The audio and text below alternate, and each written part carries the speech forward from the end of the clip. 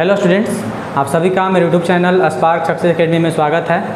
और आज हम लोग क्लास 10th का मैथ पढ़ेंगे, ठीक है, जिसमें आपका नया एक्सरसाइज 13 नंबर चैप्टर जो है पृष्ठीय क्षेत्रफल और है ना आयतन शुरू हो रहा है, ठीक है। तो इसमें देखिए, इसमें है ना, इसके पहले हम लोग 12 नंबर चैप्टर ख़त्म किए हैं, जिसका है ना नाम क्या था, वृत्त से संबंधित क्षेत्रफल। तो आज हम लोग एक नए चैप्टर का शुरुआत करेंगे जिसका नाम क्या है, पृष्ठीय क्षेत्रफल और आयतन। देखिए, ऐसे 9th क्लास में 8th क्लास में आप क्षेत्रमिति पढ़े होंगे, है ना, क्षेत्रमिति पढ़े होंगे आप लोग, ठीक है। तो ध्यान दीजिएगा, थोड़ा सा क्षेत्रमिति के बारे में जान लीजिए, क्योंकि पृष्ठीय क्षेत्रफल और आयतन पढ़ेंगे हम लोग, है ना। तो इससे थोड़ा सा पहले है ना क्षेत्रमिति के बारे में जान लीजिए, सुन लीजिए थोड़ा सा। देखिए, क्षेत्रमिति को इंग्लिश में कहते हैं मेंसुरेशन। क्या कहते हैं? मेंसुरेशन, ठीक है। देखिए, क्षेत्रमिति दो शब्द से मिलकर बना है, क्षेत्र और मिति, यानी कि क्षेत्र को मापना, है ना। क्षेत्र का मतलब जान ही रहे हैं, जगह क्षेत्र कह सकते हैं। मिति का मतलब मापना होता है। तो देखिए, क्षेत्रमिति जो है, क्षेत्रमिति कहा जाता है कि क्षेत्रमिति गणित की वह शाखा है जिसके अंतर्गत हम विभिन्न आकृतियों के क्षेत्रफल, आयतन, पृष्ठीय क्षेत्रफल, विकर्णों के बारे में जानकारी प्राप्त करते हैं, है ना। क्षेत्रमिति क्या है? क्षेत्रमिति गणित की वह शाखा है जिसके अंतर्गत हम विभिन्न आकृतियों की, है ना, क्या करते हैं, पृष्ठीय क्षेत्रफल, आयतन के बारे में, संपूर्ण पृष्ठीय क्षेत्रफल के बारे में, विकर्णों के बारे में, है ना, बहुत मतलब इत्यादि के बारे में अध्ययन करते हैं। इसके अंदर बहुत सारा चित्र है, त्रिभुज, चतुर्भुज, गोला, अर्धगोला, बेलन, शंकु, घन, घनाभ, है ना, कर सकते हैं, ठीक है। तो क्षेत्रमिति क्या है? आपका गणित की वह शाखा है जिसके अंतर्गत, है ना, हम विभिन्न आकृतियों के क्षेत्रफल, आयतन, विकर्ण, परिमाप, पृष्ठीय क्षेत्रफल आदि के बारे में अध्ययन करते हैं। जैसे गोला, बेलन, शंकु, ये सब आता है, ठीक है। तो इसको लिखना है तो लिख भी सकते हैं। क्या लिख सकते हैं इसमें, है ना, कि गणित की वह शाखा, गणित की वह शाखा जिसके अंतर्गत हम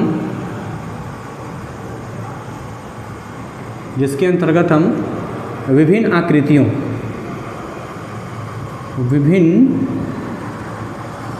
आकृतियों के परिमाप, क्षेत्रफल, विकर्ण, आयतन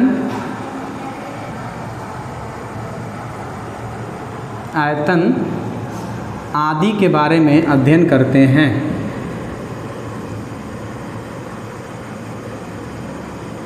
आदि के बारे में अध्ययन करते हैं। ऐसे आप 8th 9th में सब पढ़े होंगे, ठीक है। लेकिन थोड़ा सा रिवाइज कर, जैसे देखिए, जैसे कि आपका क्या हो जाएगा, जैसे इसमें जैसे कौन कौन सा आकृति आ जाएगा प्रमुख रूप से आपका, है ना, आ जाएगा वर्ग, है ना, फिर आ जाएगा आपका आयत, घन, घनाभ, ठीक है, घन, घनाभ, उसके बाद बेलन, गोला, शंकु आदि। समझ गए? तो गणित की क्षेत्रमिति क्या है? गणित की वह शाखा जिसके अंतर्गत हम, है ना, विभिन्न आकृतियों के परिमाप, क्षेत्रफल, विकर्ण, पृष्ठीय क्षेत्रफल, आयतन आदि के बारे में अध्ययन करते हैं, जिसमें आपका वर्ग, आयत, घन, घनाभ, बेलन, गोला, शंकु के बारे में पढ़ने के लिए मिलता है, ठीक है। वृत्त हो गया, अर्धवृत्त हो गया, ठीक है, इस तरीके से। तो देखिए, इसमें हम लोग को आज मतलब इसमें हम लोग को शुरू करना है क्लास 10th में, है ना, पहला जो 13.1 एक्सरसाइज है पृष्ठीय क्षेत्रफल और आयतन के बारे में। इसमें देखिए, टोटल 13वां चैप्टर में आपको पढ़ना क्या है, पृष्ठीय क्षेत्रफल और आयतन, ठीक है। तो देखिए, सबसे पहले हम इसमें जानेंगे फार्मूला के बारे में, है ना, जैसे बेलन, गोला, शंकु का पृष्ठीय क्षेत्रफल, आयतन क्या होता है, ठीक है। तो सबसे पहले क्या लिखेंगे हम? फार्मूला लिखेंगे सब, समझ गए। फार्मूला सब आपको ध्यान रखना होगा, तभी जाके आपसे क्वेश्चन बन पाएगा। आपका जो फार्मूला होता है वह आपके 10th के एग्जाम में भी ऑब्जेक्टिव के रूप में पूछा जा सकता है, समझ गए, ठीक है। तो ध्यान दीजिएगा, सबसे पहले हम बेलन शुरू करते हैं, ठीक है। देखिए, अगर हम बेलन का बात करें,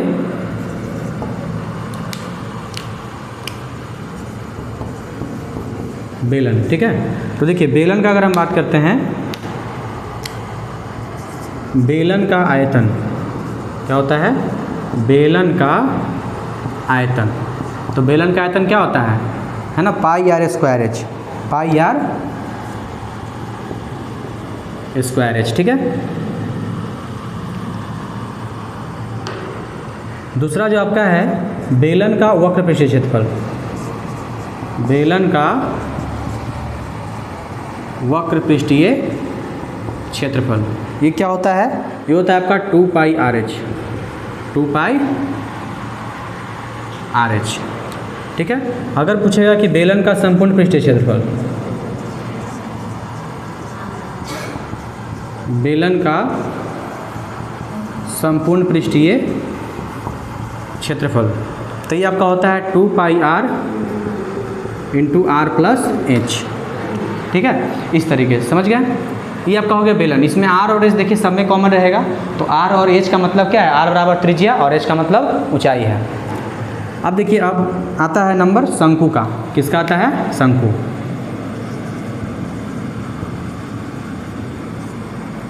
इसको कहते हैं सिलेंडर, इसको कहते हैं कोन। ठीक है, तो अगर अब बात करते हैं शंकु का आयतन, शंकु का आयतन, तो शंकु का आयतन होता है 1/3 pi r square h, 1/3 pi r square h. ठीक है, इसके बाद शंकु का पृष्ठीय क्षेत्रफल क्या होता है? शंकु का पृष्ठीय क्षेत्रफल क्या होता है? इसमें आपका पाई आर एल। क्या होता है? पाई आर एल। अगर हम बात करते हैं शंकु का वक्र पृष्ठीय क्षेत्रफल, शंकु का शंकु का पृष्ठीय हो गया मतलब वक्र हो गया, शंकु का संपूर्ण पृष्ठीय क्षेत्रफल, शंकु का संपूर्ण पृष्ठीय क्षेत्रफल, तो ये आपका क्या होता है? 2 pi r into r plus l. ठीक है, देखिए शंकु में आप देख रहे हैं बार बार एल आ रहा है, आर आ रहा है, एच आ रहा है ना? तो शंकु में देखिए, शंकु में एल, आर और एच में संबंध क्या होता है? ठीक है, शंकु में इसको ऐसे लिख सकते हैं,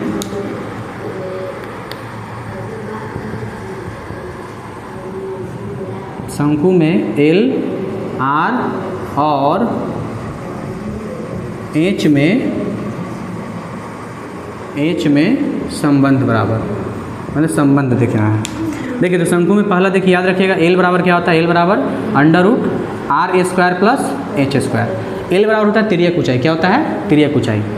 दूसरा आपका जो है आर बराबर, ठीक है, तो आर बराबर याद रखिएगा होता है √L² माइनस एच स्क्वायर। ठीक है, और तीसरा जो आपका होता है एच बराबर √L² माइनस आर स्क्वायर। ये है आपका शंकु में एल, आर और एच में संबंध। ये फार्मूला याद रखिएगा। ठीक है, एल बराबर तिर्यक ऊंचाई, आर बराबर त्रिज्या और एच बराबर ऊंचाई हो गया। समझ गए? तो ये हो गया फार्मूला आपका बेलन और शंकु का। ठीक है, अगर हम बात करें, ठीक है, अगर देखिए अब इससे आगे, ठीक है, बेलन का हो गया, शंकु का हो गया, इसके बाद देखते हैं गोला का, अर्धगोला का और वृत्त का। ठीक है,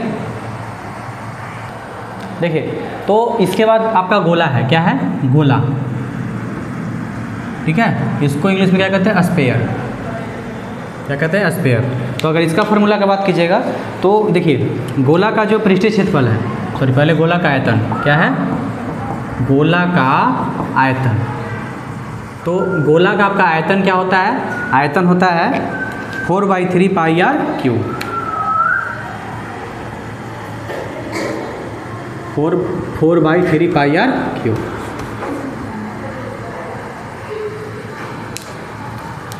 ठीक है, उसके बाद दूसरा पे आपका आता है गोला का पृष्ठीय क्षेत्रफल।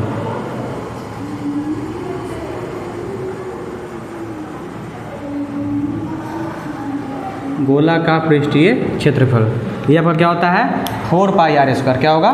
4 पाई आर स्क्वायर। ठीक है, तो अगर हम बात करें अर्धगोला का, किसका? अर्धगोला का। इसको इंग्लिश में कहते हैं सेमी स्फीयर। क्या कहते हैं? Semi sphere. ठीक है। तो इसमें आपका अर्धगोला अगर बात करें तो अर्धगोला का जो आयतन होता है, अर्धगोला का आयतन, ठीक है, तो अर्धगोला का आयतन क्या होगा 2/3πr³।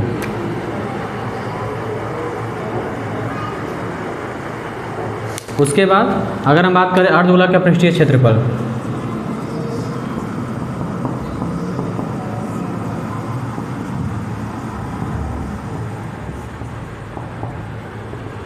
इसका क्या होता है ना 2πr²,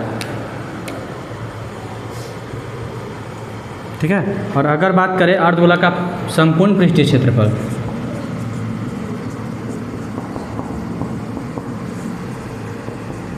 अर्धगोला का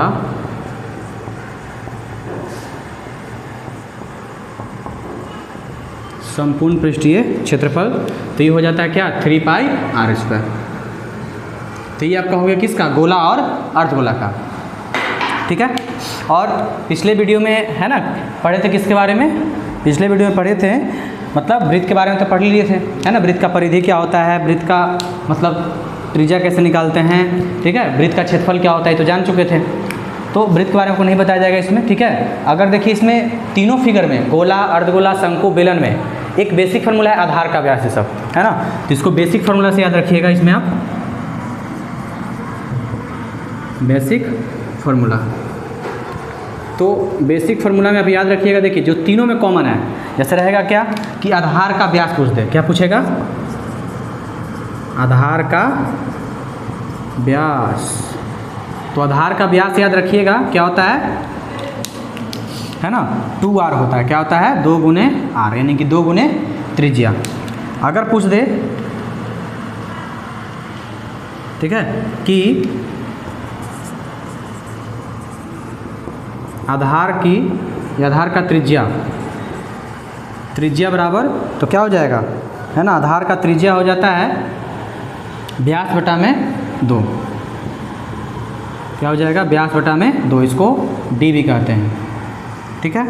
इसके बाद अगर पूछे कि आधार का परिमाप या परिधि, आधार का परिधि पूछे तो फॉर्मूला क्या हो जाएगा आपका 2πr, क्या हो जाएगा 2πr। और अगर पूछ दे आधार का क्षेत्रफल, तो ये आपका क्या होता है πr², क्या हो जाता है πr²।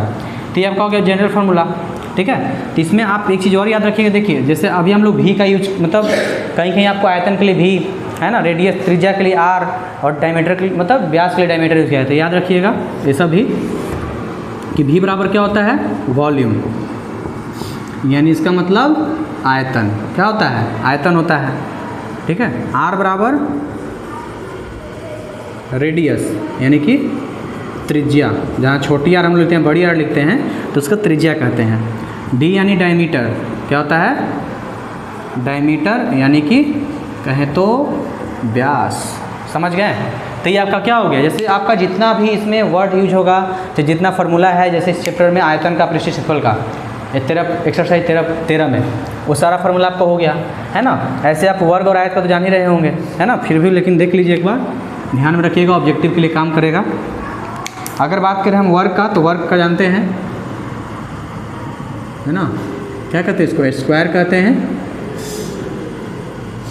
ठीक है।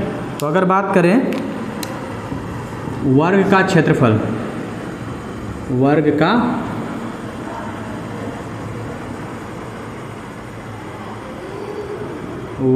क्षेत्रफल बराबर क्या होता है भुजा का स्क्वायर, ठीक है। इसके बाद अगर बात करें वर्ग का परिमाप, क्या हो जाएगा 4 गुने भुजा, है ना। अगर हम तीसरा का बात करें वर्ग का विकर्ण, तो सब तो जानते हैं बचपन से पढ़ रहे होंगे, वर्ग का विकर्ण बराबर क्या हो जाएगा √2 गुने भुजा, √2 गुने क्या होता है भुजा हो गया। तो ये हो गया आपका वर्ग का 3 फार्मूला, याद रखिएगा, ऑब्जेक्टिव में कुछ पूछ सकता है आपसे। अगर है ना हम बात करें किसका, आयत का, किसका आयत, इसको क्या कहते हैं इंग्लिश में, रेक्टेंगल। ठीक है, तो आयत का बात करें, अगर आयत के क्षेत्रफल का बात करेंगे तो आयत में जानते हैं लंबाई चौड़ाई होता है, तो आयत का क्षेत्रफल क्या हो जाएगा, लंबाई गुने चौड़ाई। और अगर हम बात करें आयत का परिमाप बराबर, तो क्या हो जाएगा आपका, आयत का परिमाप होता है 2 × L+B। और तीसरा अगर बात करें आयत का विकर्ण, आयत का विकर्ण, तो आयत का विकर्ण क्या होता है, √L² + B²। ये पूरे चैप्टर में आपका इतना ही फार्मूला का यूज होगा। पृष्ठीय क्षेत्रफल का बात कर लीजिए, आयतन का बात कर लीजिए, ठीक है, और ये सब तो जनरल आपका हो गया, आधार का अभ्यास सब तो शुरू से पढ़ रहे हैं, ठीक है। तो इतना ही फार्मूला आपको इसमें जानना है, ठीक है। वृत्त के बारे में तो पिछला चैप्टर पढ़ ही लिए हैं, एक त्रिभुज, ठीक है, तो त्रिभुज भी पढ़े होंगे। तो बस है ना, आज आपको जानकारी दे दिया गया क्षेत्रमिति किसे कहते हैं। क्षेत्रमिति में क्या क्या पढ़ते हैं, गोला, बेलन, शंकु, आपको इसमें प्रमुख पढ़ना है, गोला, बेलन, शंकु, ठीक है। इसका सारा फार्मूला याद रखिए, है ना, चाहे तो आप स्क्रीनशॉट ले लीजिए, नहीं तो आप पूरा कॉपी में उतार लीजिए, इसको फार्मूला याद रखिए। और कल से आपका इसमें एक्सरसाइज 13.1 शुरू किया जाएगा, ठीक है। तो अगले वीडियो में है ना आपको चैप्टर शुरू किया जाएगा।